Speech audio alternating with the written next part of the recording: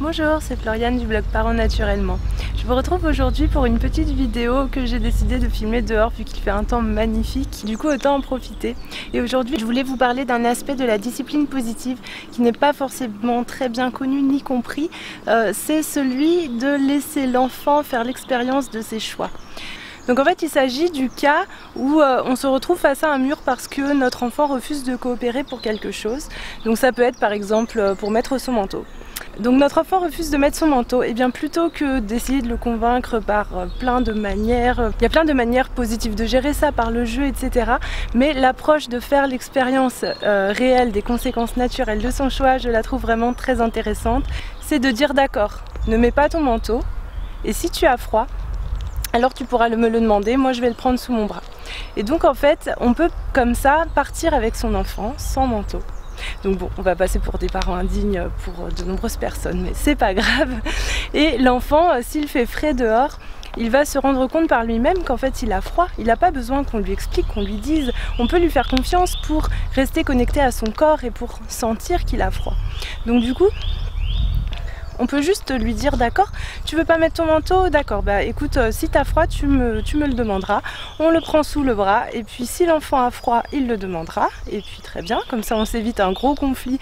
Il finira quand même par mettre son manteau parce qu'il ne faut pas oublier quand même que les enfants vivent dans l'instant présent. Et même s'il fait très froid dehors, tant qu'on est encore dans la chaleur de la maison, ils peuvent avoir du mal à se projeter et à comprendre que dehors il va faire froid. Mais une fois qu'ils vont être dans le froid, dans les températures fraîches, là ils vont avoir froid, ils vont vouloir leur manteau. Et puis au final, si l'enfant ne le demande pas, qu'il n'a pas froid, finalement ça le regarde qui on est pour dire tu devrais mettre ton manteau, le fermer, etc. S'il fait un peu frais, tout ça c'est très subjectif. À une température égale, certains adultes vont avoir chaud, certains adultes vont avoir froid, et pour les enfants c'est pareil, on n'a pas les mêmes ressentis. Et ce qui est très intéressant là-dedans, je trouve, c'est de laisser l'enfant connecté à ses ressentis, c'est de laisser l'enfant à se faire confiance, on lui apprend à se faire confiance, on lui apprend à écouter son corps. Si on décide toujours tout pour lui, il se déconnecte de ses sensations. Si on lui dit tu dois dormir maintenant parce que c'est l'heure, tu dois te couvrir parce qu'il fait froid, tu dois manger, tu dois finir ton assiette parce que c'est ta portion, tu devrais finir cette assiette, eh bien l'enfant il n'écoute plus son corps, il n'écoute plus ses ressentis internes alors que de manière innée il est très capable de ressentir tout ça par lui-même. Et donc c'est aussi une manière de développer son autonomie que de le laisser écouter son corps et faire confiance à ses ressentis. Donc oui, dans le cadre de cette démarche-là, il m'est arrivé de laisser mon fils sortir sans manteau alors qu'il faisait vraiment frais, parce que je pensais que c'était la meilleure manière de réagir face à son opposition.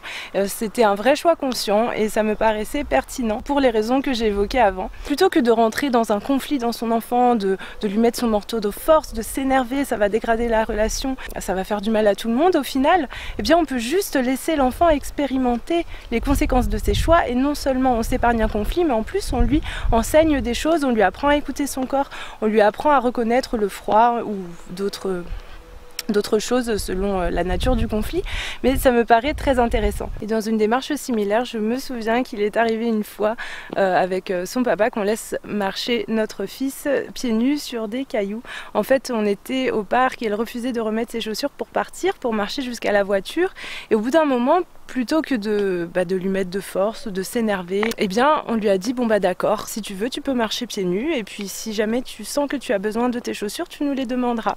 Et donc voilà, c'était un chemin de terre, il y avait quand même quelques cailloux, rien de méchant bien sûr, il n'aurait pas pu se faire mal, hein, ce genre d'approche c'est ok si c'est tout à fait sécuritaire, il y aurait eu des bouts de verre sur le chemin, bien entendu qu'on aurait adopté une autre approche, mais dans ce cas-là c'était faisable. Et c'est ce qui nous paraissait le plus pertinent. Du coup, on l'a laissé marcher comme ça, et il a marché quelques mètres, et puis voilà, très rapidement, il a demandé ses chaussures, on s'est arrêté, il a mis ses chaussures et on a continué.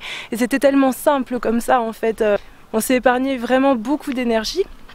Et puis lui, il a bien senti ce qu'on essayait de lui expliquer. Au final, quoi de mieux que de l'expérimenter par lui-même, plutôt que d'écouter des longs discours d'adultes dont il se fiche un petit peu. Je me souviens aussi mon fils une fois autour de ses 2 ans qui voulait sortir en couche sur la terrasse alors qu'il faisait quand même un petit peu frais. Au final je l'avais laissé faire, il était sorti sur la terrasse en couche, ça avait duré 2 secondes maximum, je n'exagère pas. Il était rentré tout de suite en disant oh non il fait frais et puis voilà c'est tout, c'était réglé. Je trouvais que c'était une manière pertinente et simple, efficace et constructive de résoudre le problème.